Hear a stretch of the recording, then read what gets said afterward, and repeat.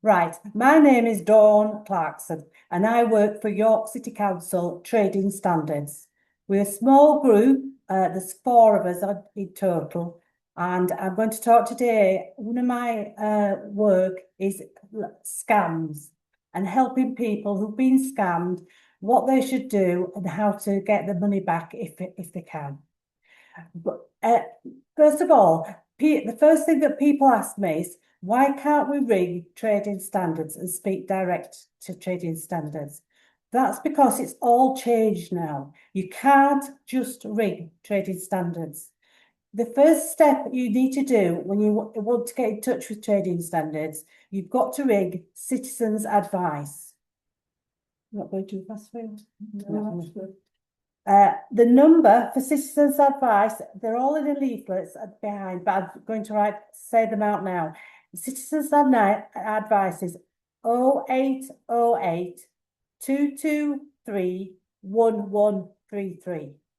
Now, what happens when you want to get in touch with someone from Trading Standards? You get in touch with Citizens Advice and they give advice against what it is, a scam. And then they open up a file and it comes through to me if you live in York. So that's how it works. So I'm going to today give you my email. Now, the email that I'm going to give you is for you to use it if you want any leaflets or anything that today, want any details of what I'm going to tell you today. But you can't use it for getting in if you want to talk to somebody about a scam or a fraud. You would then need to read trading standards through Citizens Advice, and that's how it works. Right.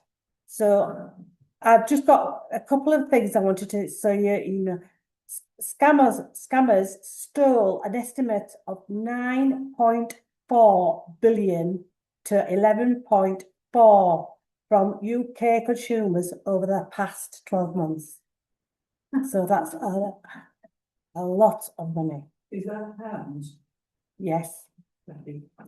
Victims losing on average £878 up until 1,400 each one that's been scammed.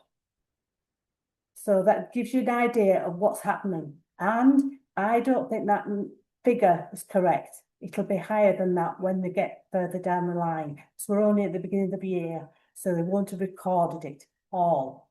But they've got it 9.4 billion to 11.4 billion.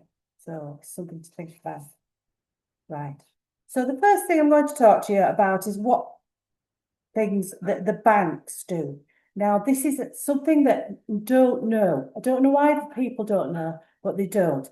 If you've been scammed or a fraud and you have to get in touch with your bank, the easiest way in that case is to dial 159. Now, the banks all sign up for this. And what happens when you ring them, 159, an automated system says, what bank are you from? You tell them which bank, because obviously it's all the banks that signed up. And when you said that, they could put you through and you can get straight through the fraud department for your bank. Now, there's details in the leaflet I've got here. This is a banking leaflet. It's very useful. I get one today. Right, what happens with the banks? In this leaflet, it explains it. If you have a credit number, do you know about credit numbers? No. It's where you get a copy of your personal credit and you can get it off the internet from Equifax, ClearScore or something of that nature. If you get a credit score, like if I went on and got a number, say I don't know how the banks get your number, but they give you a number. So it's like if they give me my number is 200. If I get a loan, that number would shoot up to 800. If I got a loan or a mortgage or anything like that, it would go up. If that month, if I didn't get any of the things of that, it would stay at 200. Now, if you check your credit rating every month and it shoots up and you haven't done something, it means that somebody's trying to access your bank account.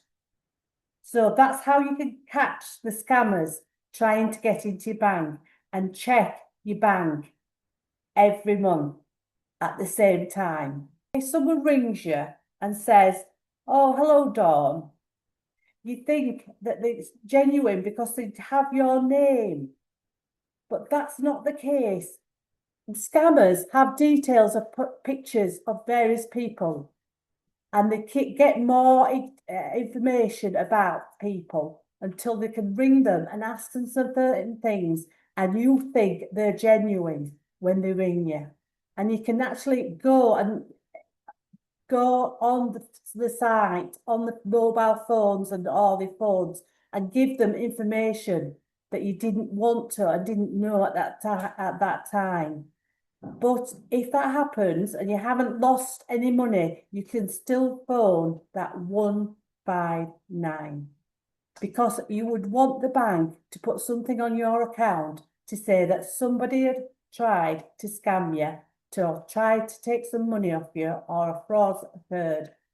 And that's, if you want to get into them, they will put something on your account to say if it happens again, they will then do that.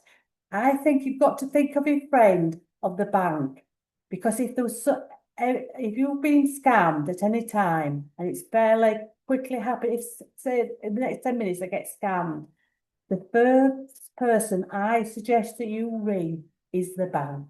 They are your friend. They're working for you. They work for you.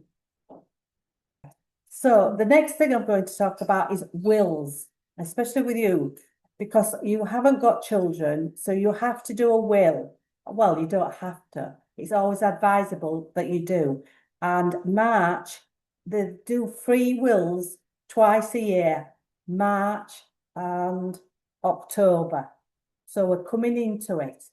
If you're thinking of doing a free will, you have to be over 55 and you have to book in with it, because the solicitors get taken up quickly.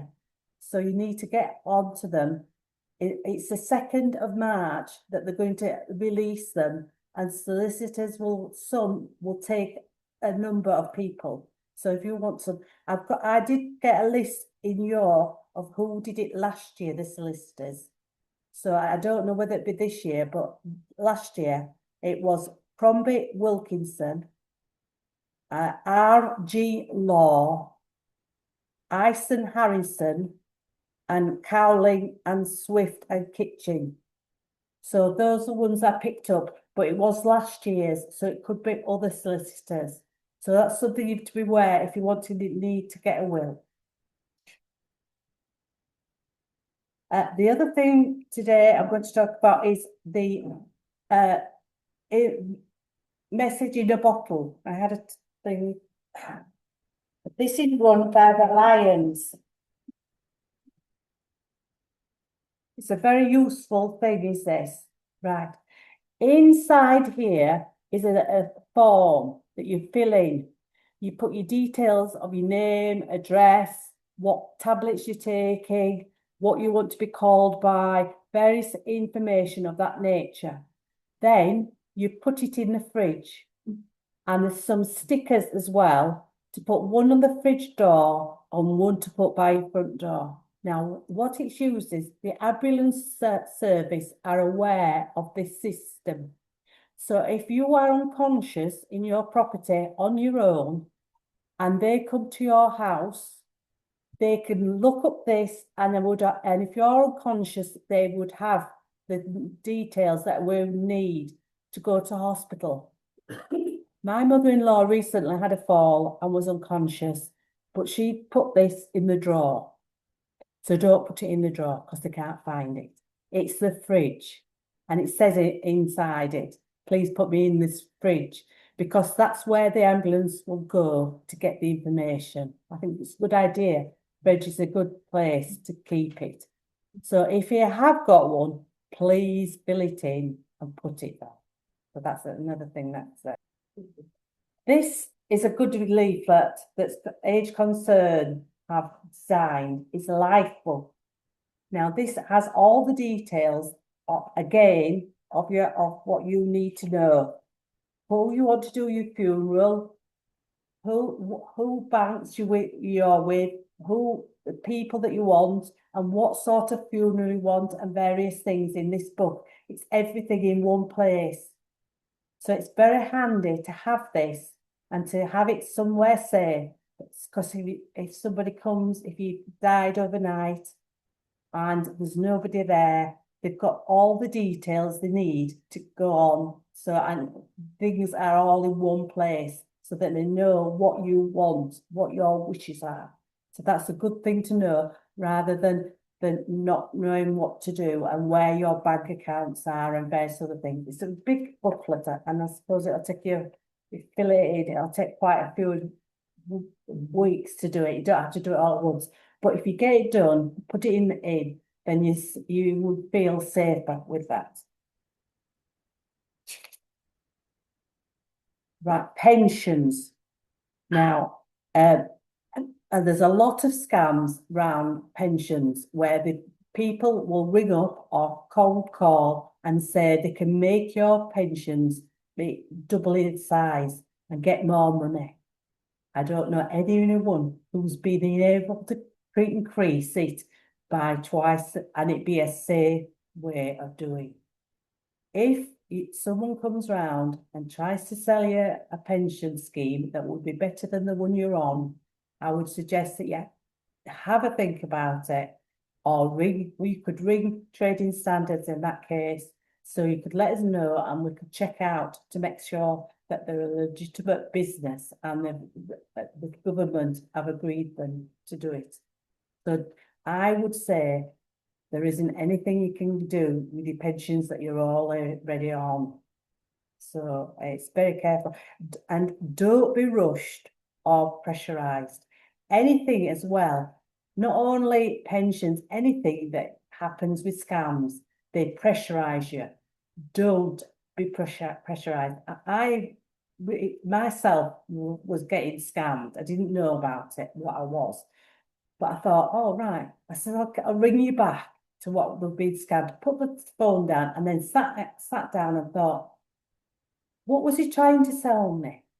What benefit was I going to get from it? And did I need it? I asked myself those three questions and I thought, no, he's scamming me. That's not something that I need or want. If I want a particular thing, like if I want the roof doing or guttering or anything like that, I would like to be the person that is going looking for these people who are this other trade, not them coming to me and finding me, because that's what a scam is and always has been. Right, we have a major problem, not only in York, but all over the UK, roofers, scammers. They use various tactics. You usually find that you're sat at home, there's a knock on the door, and the roofer says, I'm just in the next street and I've been on their roof and I've seen on your roof and you've got a slate missing and I can put it back in place for you. And because you probably can't get to see the roof, or can't, if you've got not able to get up to the roof, you'd say, "Oh yes," and they usually say, "It's only it does. I'm not going to charge it. It's only one slate. I'm going to put it on their back," and that's how they get the foot of the door in that way. Another one that they say is they're going round everybody's house and I've done someone else's in the next street. I've done their roof. They're very pleased, and I'm cleaning gutters. And I can tell you exactly because it's happening in York. I dealing with them, and they're charging. They say I'll only charge £49 to clean your gutters. Well, you think that's good because it's about that price to have your gutters done. Your window cleaner used to do it. I don't know whether the window cleaners do them anymore, but they used to do it, and I used to pay that sum. But when they say, I'll do your guttering for 49, you give him the money, he does the gutters, but he says, whilst I was up there, I've seen some cracked slates, there's a pole, there's anything moved, and it's going to cost you a certain amount. The latest one where someone's been scammed in York, they said they'd have the gutters do it at £49, and the bill ended up costing her £7,000. And it's easily done. I'm sorry. It's not saying anything to do with age or anything. It's you think you dealing with a legitimate person, but you're not. I would say a roofer, if he's a good roofer, he's not going to be able to do work the next day, because that's what's happening. These people that are scamming, they always say, I'll come tomorrow and do it for you.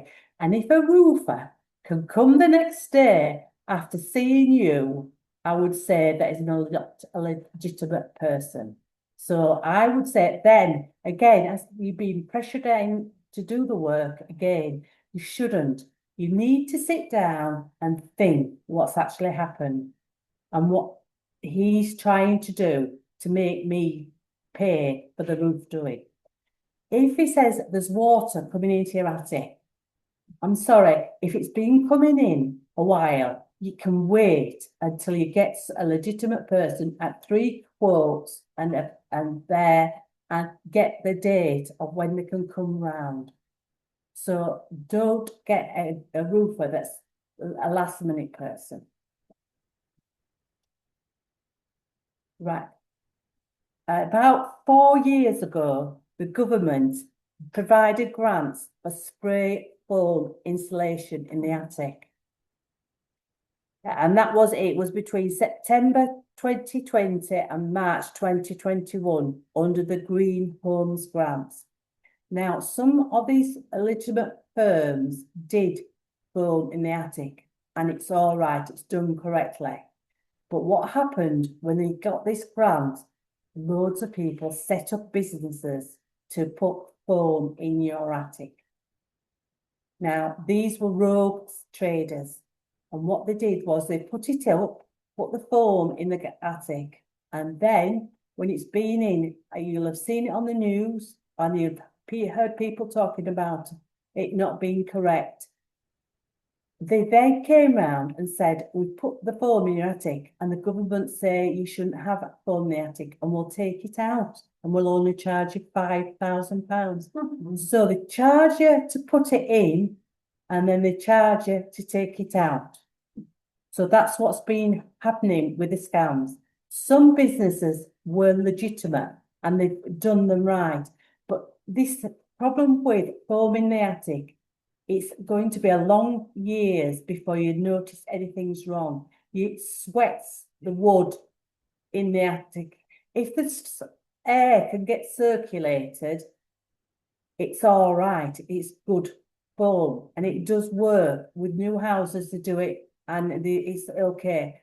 But as well, the mortgages won't give mortgages on houses that have had foam in the attic in certain circumstances.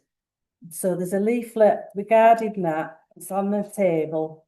If you've got foam in your attic, you need to read that leaflet and make a decision what you want to do about it. Because some of them were correct, as I say, and it depends what you've got. If you've got a guarantee, and look at what it entails. So that's to do with payment foam. I'm going to read it because I don't want to get it wrong. It's Warm Homes Local Grant Scheme. This is for York Council. They're doing this.